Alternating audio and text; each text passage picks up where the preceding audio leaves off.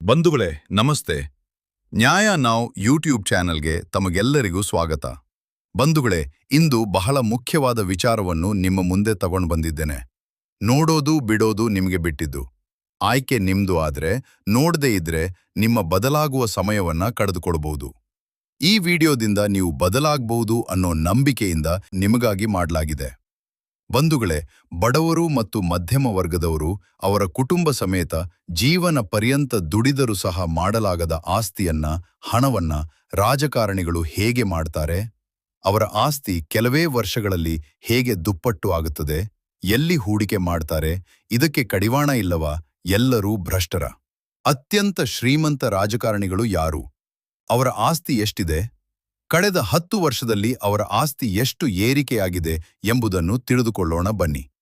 ಇನ್ನೂ ನಮ್ಮ YouTube channel subscribe ಆಗಿಲ್ಲ ಅಂದ್ರೆ ಈ ಕೂಡಲೇ ಸಬ್ಸ್ಕ್ರೈಬ್ ಮಾಡಿ ಮತ್ತು ಪೂರ್ತಿ ವಿಡಿಯೋ ನೋಡಿದ ನಂತರ ಶೇರ್ ಮಾಡಿ. ಈ ದೇಶದ ಒಟ್ಟಾರೆ ಸಂಪತ್ತು ಕೇವಲ 10 ಜನರ ಕೈಯಲ್ಲಿದೆ.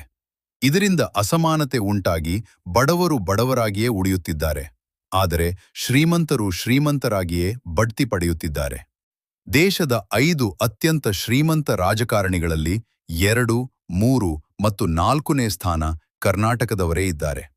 ಇನ್ನೊಂದು ಆಶ್ಚರ್ಯಕರ ಸಂಗತಿಯೆಂದರೆ ಈಗಿನ 223 ಶಾಸಕರಲ್ಲಿ 21 ಶಾಸಕರು ಸರಿಸುಮಾರು 100 ಕೋಟಿಗೂ ಹೆಚ್ಚು ಆಸ್ತಿ ಹೊಂದಿರುವ ಭಾರತದಲ್ಲಿನ ಮೊದಲ ರಾಜ್ಯ ಕರ್ನಾಟಕ ಆಗಿದೆ. ಆಶ್ಚರ್ಯ ಅಲ್ವಾ? ಈ ವಿಷಯ ನಿಮ್ಗೊತ್ತಿತ್ತಾ? ಸಾಮಾನ್ಯ ಜನರ ಪ್ರಶ್ನೆ ಏನಂದ್ರೆ, ರಾಜಕೀಯಕ್ಕೆ ಅವರು ಬರುವ ಮುನ್ನ ಇದ್ದ ಆದಾಯಕ್ಕೂ ಬಂದ ನಂತರ ಆಗಿರುವ ಆದಾಯಕ್ಕೂ ಕೋಟಿ ಕೋಟಿ ಅಂತರವಿದೆ. ಇದೆಲ್ಲ ಹೇಗೆ ಸಂಪಾದನೆ ಮಾಡಿದ್ರು? ಲೂಟಿ ಮಾಡಿದ್ರಾ? ಅಥವಾ ಅವರ ಬೇರೆ ಆದಾಯ ಮೂಲಗಳಿವೆಯಾ? ಎಲ್ಲವನ್ನು ಕುಲಂಕುಷವಾಗಿ ತಿಳಿದುಕೊಳ್ಳೋಣ. ಸ್ನೇಹಿತರೆ, ಮೊದಲಿಗೆ ನಮ್ಮ ದೇಶದ 2ನೇ, 3ನೇ ಮತ್ತು 4ನೇ ಅತ್ಯಂತ ಶ್ರೀಮಂತ ರಾಜಕಾರಣಿಗಳು ನಮ್ಮ ಕರ್ನಾಟಕದವರೇ ಆಗಿದ್ದಾರೆ. ಅಷ್ಟು ಹಣ ಸಂಪಾದಿಸಿದ್ದಾರೆ. ಆದ್ದರಿಂದ ಮೊದಲಿಗೆ ಈ ಅತ್ಯಂತ ಶ್ರೀಮಂತ ರಾಜಕಾರಣಿಗಳ ಬಗ್ಗೆ ತಿಳಿದುಕೊಳ್ಳೋಣ. ನಂತರದಲ್ಲಿ ಅವರ ಹಿಂದಿನ ಆಸ್ತಿ ಎಷ್ಟಿತ್ತು, ಎಷ್ಟು ಪಟ್ಟು ಹೆಚ್ಚಾಗಿದೆ ಮತ್ತು ಅವರ ಆದಾಯ ಮೂಲಗಳೇನು? ಭ್ರಷ್ಟರ ಅಥವಾ ಕಾನೂನು ಮೂಲಕವೇ ಗಳಿಸಿದ್ದರಾ? ಇಲ್ಲವಾ? ಇದೆಲ್ಲವನ್ನ ಒಂದೊಂದಾಗಿ ನೋಡೋಣ ಬನ್ನಿ. ದೇಶದ ಅತ್ಯಂತ ಶ್ರೀಮಂತ ರಾಜಕಾರಣಿ ಶ್ರೀಯುತ ಪರಾಗ್ ಶಾಹ. ಇವರು ಮಹಾರಾಷ್ಟ್ರದಲ್ಲಿನ ಬಿಜೆಪಿ ಪಕ್ಷದ ಶಾಸಕರು. ಸರಿಸುಮಾರು 3,383 ಕೋಟಿ ಆಸ್ತಿಯನ್ನು ಹೊಂದಿದ್ದಾರೆ. ದೇಶದ 2ನೇ ಮತ್ತು ಕರ್ನಾಟಕದ ಅತ್ಯಂತ ಶ್ರೀಮಂತ ರಾಜಕಾರಣಿ ಯಾರು ಗೊತ್ತಾ? ಅವರೇ ಶ್ರೀಯುತ ಡಿ.ಕೆ. ಶಿವಕುಮಾರ್. ಇವರು ಕರ್ನಾಟಕದ ಉಪಮುಖ್ಯಮಂತ್ರಿಗಳು, ಕಾಂಗ್ರೆಸ್ ಪಕ್ಷದ ಕನಕಪುರ ಶಾಸಕರು. ಇವರ ಒಟ್ಟು ಆಸ್ತಿ ಸರಿಸುಮಾರು 1,413 ಕೋಟಿ. ದೇಶದ 3ನೇ ಅತ್ಯಂತ ಶ್ರೀಮಂತ ರಾಜಕಾರಣಿ ಶ್ರೀಯುತ ಕೆ.ಎಚ್. ಪುಟ್ಟಸ್ವಾಮಿಗೌಡ. ಇವರು ಕರ್ನಾಟಕದ ಗೌರಿಬಿದನೂರು ಸ್ವತಂತ್ರ ಅಭ್ಯರ್ಥಿಯ ಶಾಸಕರು. ಇವರ ಒಟ್ಟು ಆಸ್ತಿ 1,267 ಕೋಟಿ. ಮತ್ತು ದೇಶದ 4ನೇ ಮತ್ತು ದೇಶದ ಅತ್ಯಂತ ಕಿರಿಯ ವಯಸ್ಸಿನ ಶ್ರೀಮಂತ ರಾಜಕಾರಣಿ ಎಂಬ ಹೆಗ್ಗಳಿಕೆಗೆ ಪಾತ್ರರಾಗಿರುವವರು ಶ್ರೀಯುತ ಪ್ರಿಯಕೃಷ್ಣರವರು. ಇವರು ಕರ್ನಾಟಕದ ಗೋವಿಂದರಾಜನಗರ ಕಾಂಗ್ರೆಸ್ ಪಕ್ಷದ ಶಾಸಕರು. ಇವರ ಒಟ್ಟು ಆಸ್ತಿ 1,156 ಕೋಟಿಗಳು. ಇದು ನಮ್ಮ ದೇಶದ 5 ಅತ್ಯಂತ ಶ್ರೀಮಂತ ರಾಜಕಾರಣಿಗಳ ವಿವರ. ನಂತರ ನಮ್ಮ ಕರ್ನಾಟಕದ ಅತ್ಯಂತ ಶ್ರೀಮಂತ ರಾಜಕಾರಣಿಗಳ ಪಟ್ಟಿಯನ್ನು ನೋಡೋಣ. ಕರ್ನಾಟಕದ ಮೊದಲ ಶ್ರೀಮಂತ ರಾಜಕಾರಣಿ ಹಾಗೂ ದೇಶದ 2ನೇ ಶ್ರೀಮಂತ ರಾಜಕಾರಣಿ ಯಾರು ಗೊತ್ತಲ್ವಾ? ಅವರೇ ಕರ್ನಾಟಕದ ಈಗಿನ ಉಪಮುಖ್ಯಮಂತ್ರಿಗಳು, ಕನಕಪುರದ ಶಾಸಕರು ಶ್ರೀಯುತ ಡಿ.ಕೆ. ಶಿವಕುಮಾರ್. ವರದಿಗಳ ಪ್ರಕಾರ 2008ರಲ್ಲಿ ಇವರ ಒಟ್ಟಾರೆ ಆಸ್ತಿ ಕೇವಲ 75 ಕೋಟಿ, 2013ರಲ್ಲಿ 251 ಕೋಟಿ, 2018ರ ಹೊತ್ತಿಗೆ 840 ಕೋಟಿ, 2023ಕ್ಕೆ ಬರಾಬರಿ 1,413 ಕೋಟಿಗಳು. ಕಳೆದ 10 ವರ್ಷದಲ್ಲಿ 1,162 ಕೋಟಿ ಹೆಚ್ಚಳ. ದೇಶದ 3ನೇ ಹಾಗೂ ಕರ್ನಾಟಕದ 2ನೇ ಅತ್ಯಂತ ಶ್ರೀಮಂತ ರಾಜಕಾರಣಿ, ಗೌರಿಬಿದನೂರು ಶಾಸಕ, ಪಕ್ಷೇತರ ಅಭ್ಯರ್ಥಿ ಶ್ರೀಯುತ ಕೆ.ಎಚ್. ಪುಟ್ಟಸ್ವಾಮಿಗೌಡ. ವರದಿಗಳ ಪ್ರಕಾರ 2018ರಲ್ಲಿ ಇವರ ಒಟ್ಟಾರೆ ಆಸ್ತಿ 950 ಕೋಟಿ, 2023ರಲ್ಲಿ ಇದು 1,267 ಕೋಟಿಗೆ ತಲುಪಿದೆ. ಕರ್ನಾಟಕದ 3ನೇ ಶ್ರೀಮಂತ ರಾಜಕಾರಣಿ ಹಾಗೂ ಭಾರತದ 4ನೇ ಹಾಗೂ ಅತಿ ಕಿರಿಯ ವಯಸ್ಸಿನ ಅತ್ಯಂತ ಶ್ರೀಮಂತ ರಾಜಕಾರಣಿ ಶ್ರೀಯುತ ಪ್ರಿಯಕೃಷ್ಣ. ಇವರು ಗೋವಿಂದರಾಜನಗರದ ಕಾಂಗ್ರೆಸ್ ಪಕ್ಷದ ಶಾಸಕರು. ವರದಿಗಳ ಪ್ರಕಾರ 2008ರಲ್ಲಿ 270 ಕೋಟಿ, 2013ರಲ್ಲಿ ಇವರ ಆಸ್ತಿ 910 ಕೋಟಿ, 2018ರಲ್ಲಿ 1020 ಕೋಟಿ, 2023ಕ್ಕೆ 1156 ಕೋಟಿ ಹೆಚ್ಚಳ.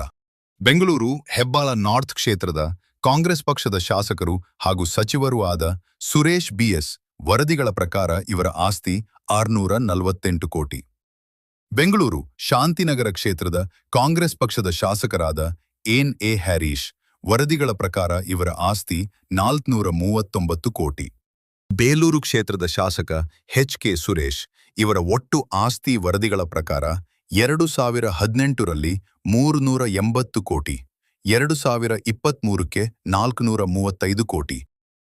ಆರ್.ವಿ. ದೇಶಪಾಂಡೆ ಕಾಂಗ್ರೆಸ್ 363 ಕೋಟಿ.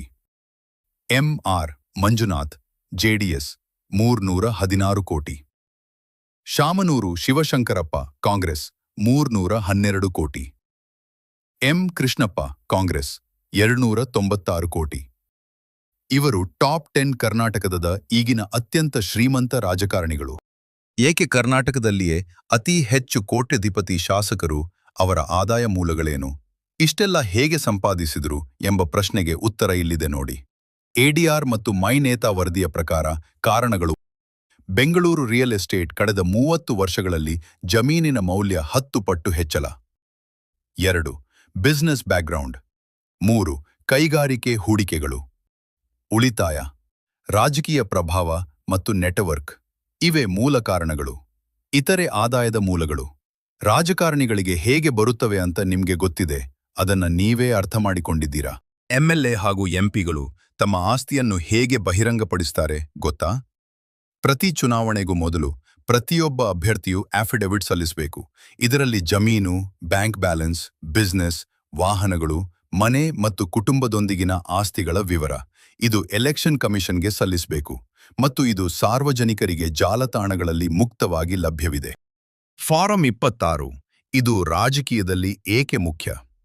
ಫಾರಂ 26 ಅಂದ್ರೆ ಚುನಾವಣೆಗೆ ನಾಮಪತ್ರ ಸಲ್ಲಿಸುವಾಗ ಬಳಸುವ ಅಥವಾ ಸಲ್ಲಿಸುವ ಆಸ್ತಿ ಮತ್ತು ಕ್ರಿಮಿನಲ್ ಮಾಹಿತಿ ಅರ್ಜಿ. ಇದರಲ್ಲಿ ಆಸ್ತಿ ಎಷ್ಟಿದೆ, ಸಾಲ ಎಷ್ಟಿದೆ, ಕ್ರಿಮಿನಲ್ ಪ್ರಕರಣಗಳು ಎಷ್ಟಿವೆ ಮತ್ತು ಆದಾಯದ ಮೂಲಗಳು ಯಾವುದು ಅಂತ ಸಲ್ಲಿಸಬೇಕು. ಇದರಲ್ಲಿ ತಪ್ಪು ಮಾಹಿತಿ ನೀಡಿದರೆ 3 ವರ್ಷ ಜೈಲು ಶಿಕ್ಷೆ.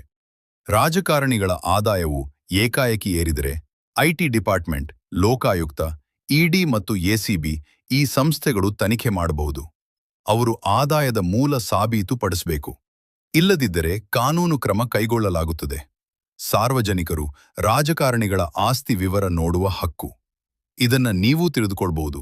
ಇಲೆಕ್ಷನ್ ಕಮಿಷನ್ ವೆಬ್ಸೈಟ್, ಮೈ ನೇತಾ ವೆಬ್ಸೈಟ್ ಮತ್ತೆ ಆರ್ಟಿಐ ಮೂಲಕ ವಿವರ ಕೇಳಬಹುದು. ಭಾರತ ಸಂವಿಧಾನದ ಆರ್ಟಿಕಲ್ 19(1)(a) ಇದರ ಪ್ರಕಾರ ಜನತೆಗೆ ಮಾಹಿತಿ ಪಡೆದುಕೊಳ್ಳುವ ಹಕ್ಕು ಇದೆ.